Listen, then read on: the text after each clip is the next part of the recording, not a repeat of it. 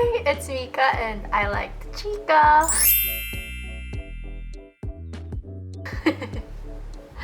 That intro is so dead. Oh my god. Okay. So finally we've made it to the last part of my USA trip last June. This is going to be...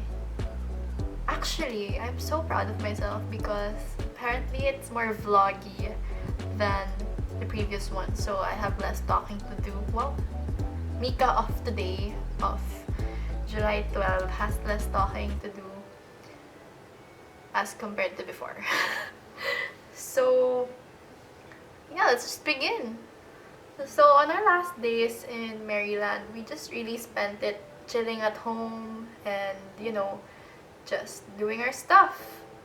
The place kasi, Westminster in Maryland, it's very probinsya. It's parang puro talaga field, puro yun nga, diba? There were fireflies, there are sometimes deer, there are wild everything. So, it's like a vacation place. And ang saya lang. So on our next day, we went to Arundel Mills where we went shopping.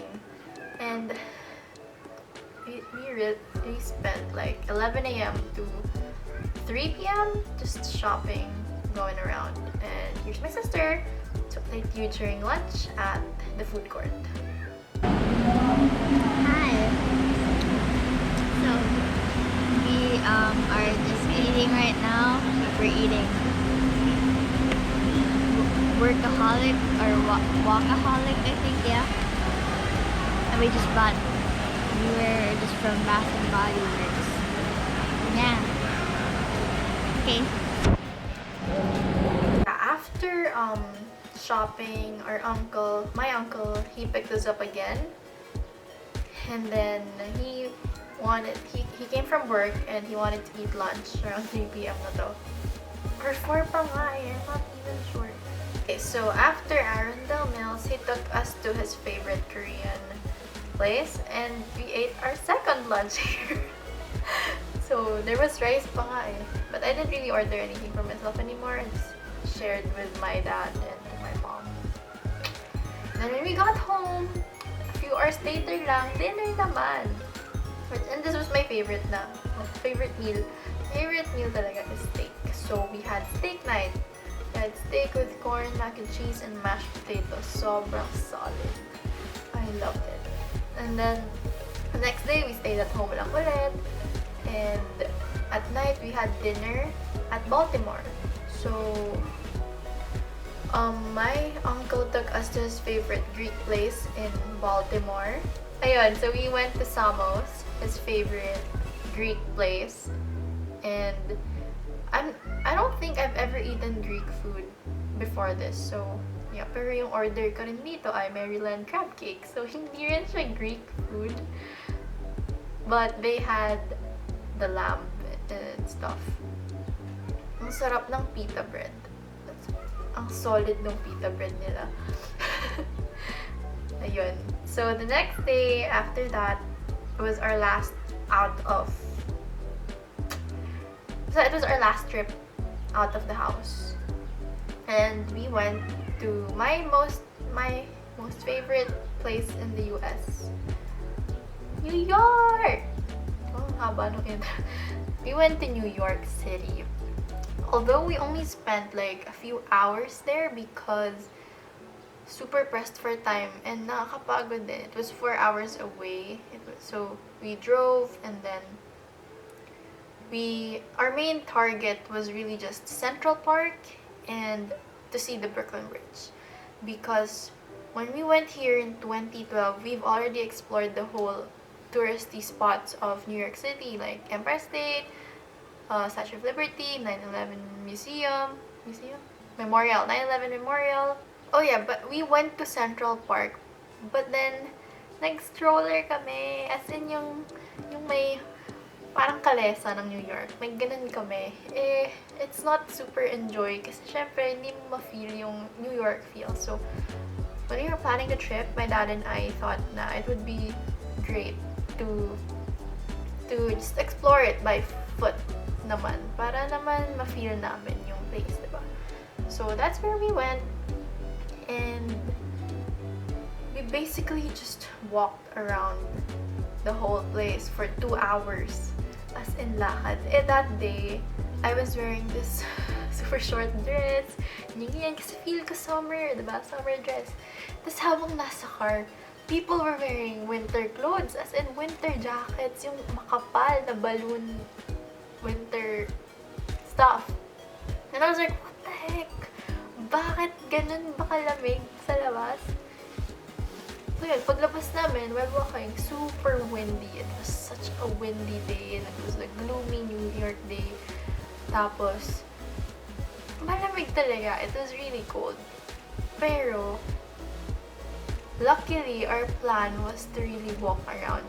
So when you walk, when you skip around, it's not so cold. So medyo nagpawis-pawis, ganyan. Kaya hindi ko rin masyadong na-feel yung super cold weather. Kahit na yung ibang mga tao naka-winter clothes. Ayun. So that is the story of the cold weather. So anyway, after nun, we walked around the place. We entered sa may Central Park Zoo entrance.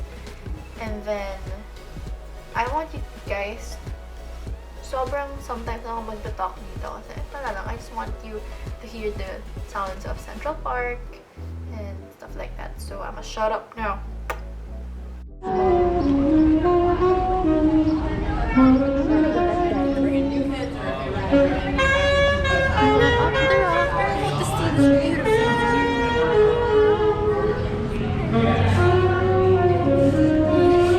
That's my Berber. Berber outfit. So cute. Nice hair.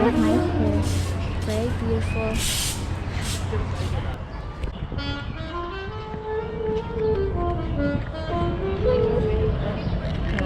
Oh wait, it's kind of dark.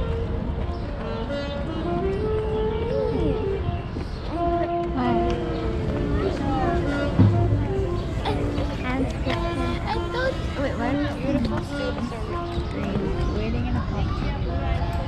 Doing things with non-stop. What do I see?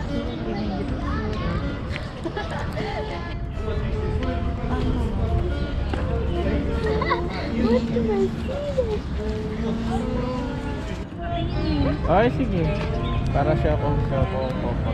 It's so sunny. That's right there.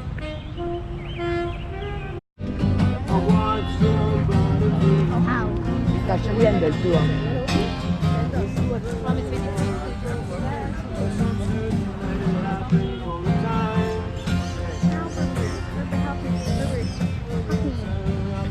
That?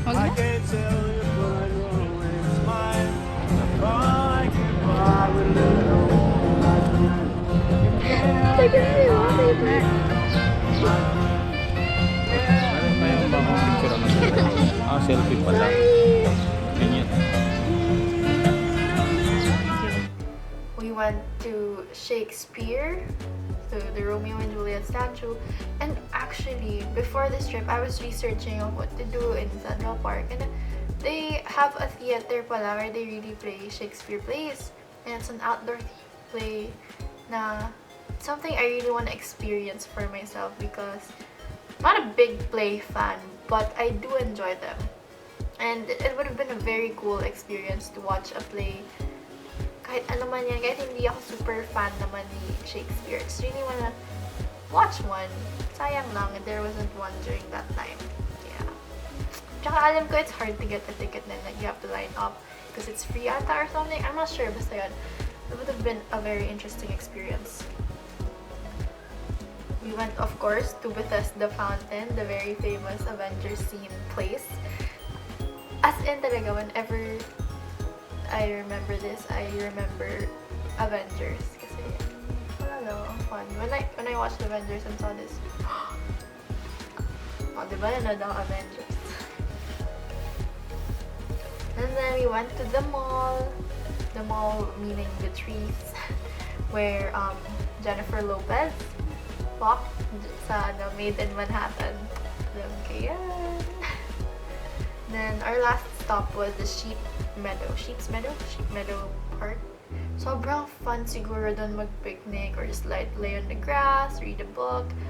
No, just take in the whole... yun talaga yung dream kong gawin. If only we had more time.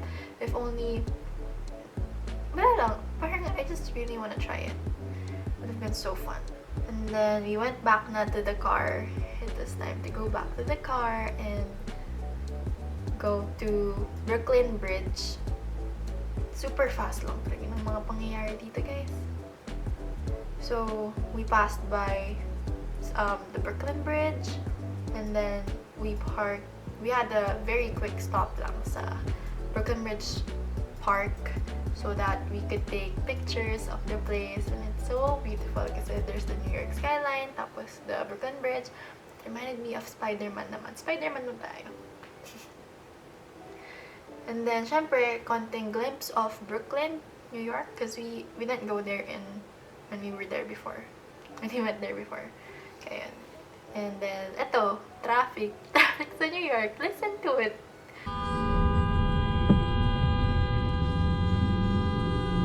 Sounds like Manila, no? Char. And then, we went to New Jersey. So, why did we go to New Jersey, you may ask? Bakit nga ba? Dahil sa Jollibee! My uncle is a big fan of Jollibee. Kaya yan, Jollibee muna kami, guys. Tapos yun na, we went home. We got home mga 9 or 10. Something like that. And then, that night, we went to Walmart pa ng mga 11:30, ganun. We went to Walmart, just shop some more. It was sobrang fun. And the next day was our last day na. It was, our flight was going to be at 1:30 a.m., 1 a.m. So, we spent the day at home lang. My dad went to a car show with my uncle and my cousin. But us girls, we just stayed at home. We had hot dogs, grilled hot dogs for lunch. And then, we just packed our stuff. Dami naming maleta, guys. 9. And yeah, that's what we did. And then around, I forgot what time we left. So yeah, nag-struggle pa kami, pinagkasya namin lahat ng maleta na yon, pati kami dun sa car. Sobrang grabe yung experience. Pero yun. Before we went straight to Dulles Airport, we ate dinner at Mission Barbecue.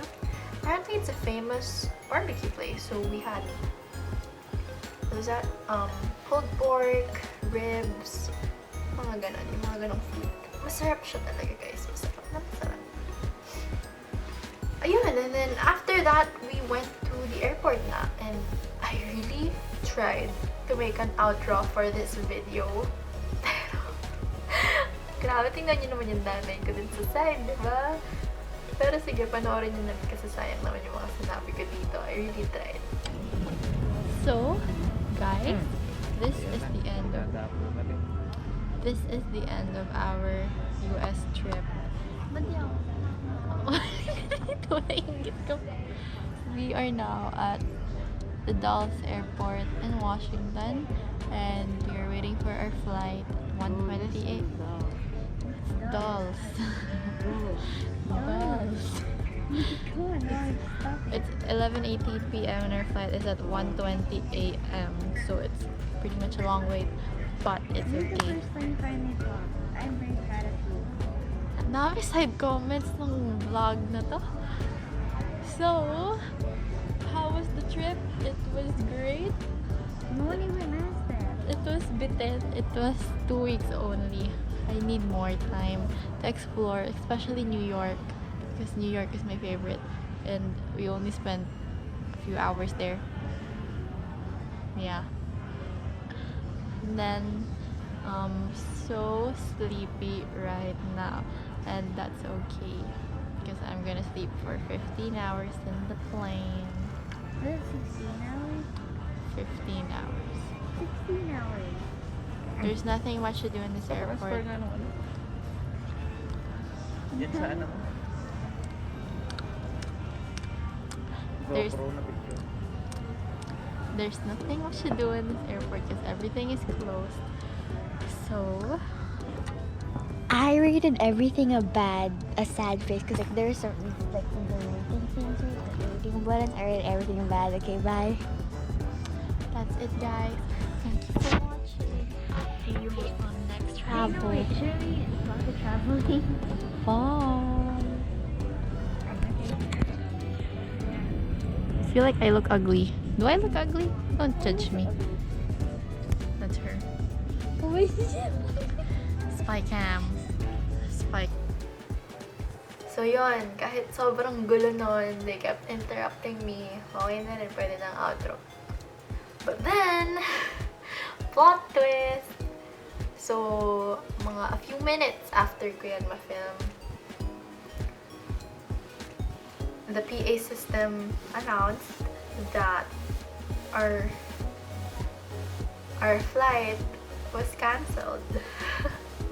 Cancelled and not delayed. And grabe, we were shocked. As in, what the fudge? As in, sobrang parang my dad got stuck in his chair na lang. Tapos, my mom, pumila siya kasi you have to line up and get this piece of paper na parang proof that your flight was delayed, ganyan. Eh, me as a very stressed person, I was really stressed. I was shaking kasi first time namin ma-experience yung ganito. So parang I went straight to the counter and I was just listening to them. I was listening to the customers and the people talk. And that's when I realized there's no point in lining up because anything you ask them, they cannot answer. And everyone was getting pissed kasi ano pang point nung pag-line up nila na sobrang haba. So I just took a paper and then I told my mom, you don't have to line up anymore. And basically they told us that we have to get our bags from the carousel. And diba nung 9 yung maleta namin and we were around 2 hours away from my uncle's house. So we were like, what are we going to do? So we went to the carousel. And at this point, parang nag-kick in na yung adrenaline sa akin. Wala lahat ng shyness ko. I was angry. I was the one talking to them. And just, that was quite an experience, guys. So we took our 9 maletas na sobrang stressful talaga. I was so angry talaga. And then my dad and I, we went to the counter to ask more info on what's gonna happen. Paano na yung flight namin after nyan, ganyan. So, medyo matagal. Mga 1 hour siguro kaming nagstay doon, just figuring out what we're gonna do next. Kept asking kung anong mangyayari. Basta ang dami pang nangyari. And then, finally, tinanggap na lang namin na just have to wait for an email of our rebooked flight since sila naman mag-aayos nun. And, yeah, we just have to go to a nearby hotel kasi it was like 3 a.m., 2 a.m. Hindi na kami masusundo. So, di ba mga 12:30 in-announce.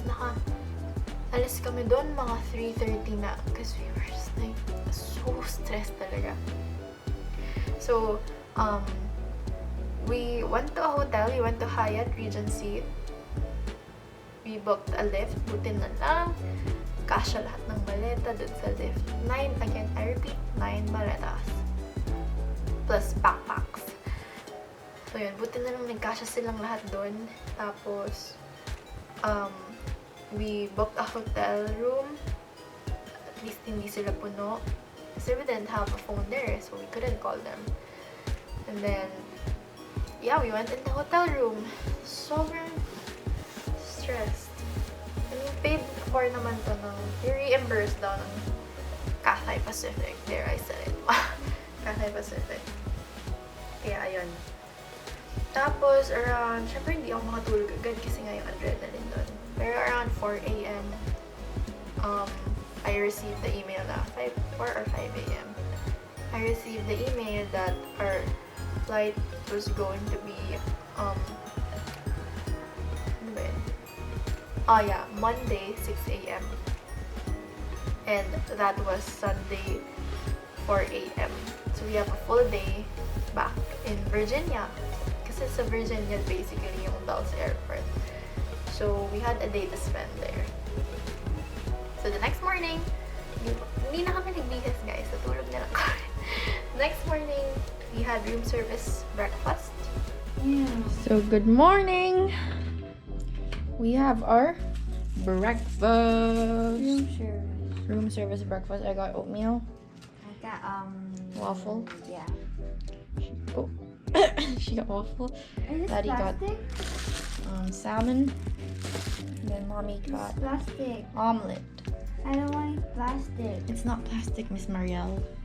It is. It's the morning after the tragedy.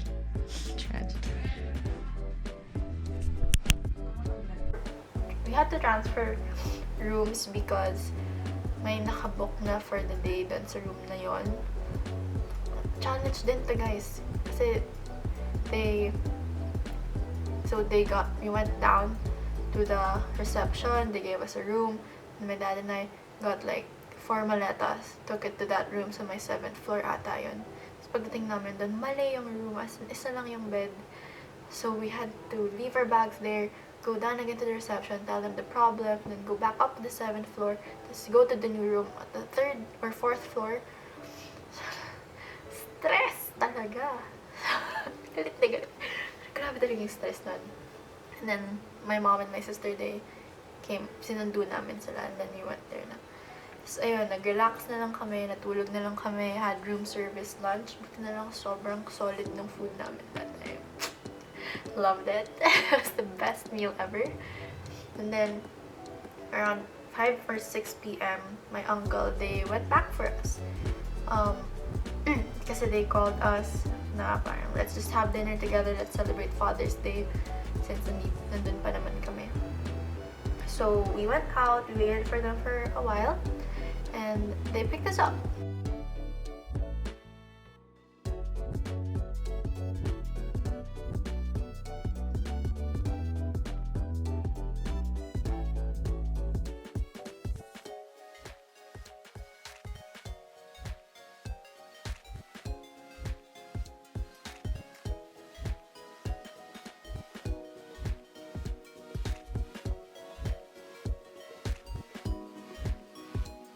So, they took us to Hibachi.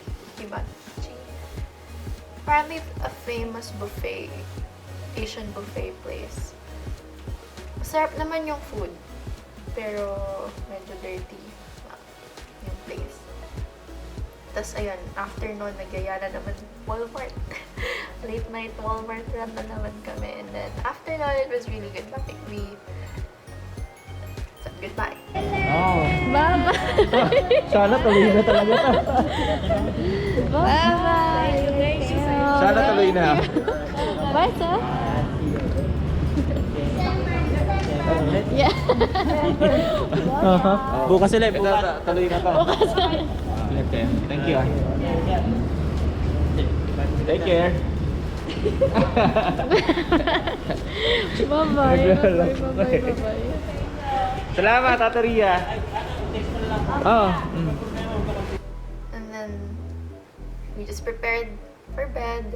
We slept and then woke up 3 a.m., 2 a.m. Tapos, we went to our flight. So, hindi na kami nag-Cathay Pacific. They actually rebooked us to a flight with United. A 5-hour flight to LAX. We were there super early. So, kami yung first dun sa boarding gate. Ganun ka-early. So, we took a 5-hour flight to LA. Tapos, from the boarding gate, we had to walk. Siguro 30 minutes din naming hinanap. Actually, hindi naman hinanap, pero it was a 30-minute or 20-minute walk to Tom Bradley Terminal. Kasi, nirebook nila kami to PAL.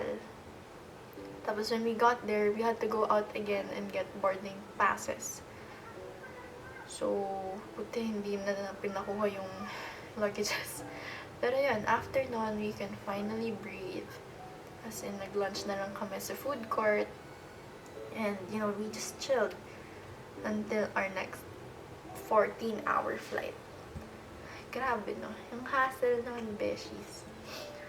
So, yun. that's basically our whole USA trip. And I really enjoyed the fact that we got to bond so much with the family and just laugh around. And it's something we don't really get to do together because my dad works abroad and my mom works 24 hours a day. Charot. Basta, we don't really do that. We don't bond. We don't laugh together that much. It's usually just me and my sister. Kaya, it was a good experience. I was with my uncle, my aunt, my cousin pa, who adds, of course, flavor to the humor of everything. Sobrang na-enjoy ko yung trip na yun for the bonding, for the shopping, for the sights that we've seen, all the different places we were able to see.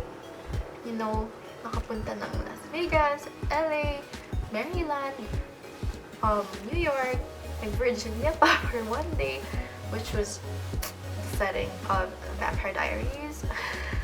Pero hindi sila din nag-shoot. Anyway, kaya ayun, I really enjoyed that trip so much. And I miss America! This is finally the end of the USA series. I hope if you watched all 3 videos, you're so amazing. You probably love me so much. Yuck! Anyway, thank you for watching this video or the previous video or the previous video. Pero salamat sa panonood. Thank you guys for watching. Sana you enjoyed. Bye! For the review, hi, so goodbye. So we're in the So we're finally on board the plane going to Manila. So we're at Philippine Airlines. And it's going to be a 14.5-hour flight. like 15 hours probably. Around 15 hours. So this is the last leg of our trip. Hopefully nothing happens while we're on air. Just kidding, we're already home and we can watch this. So just bye. Goodbye, we will miss you. We will love you forever. See you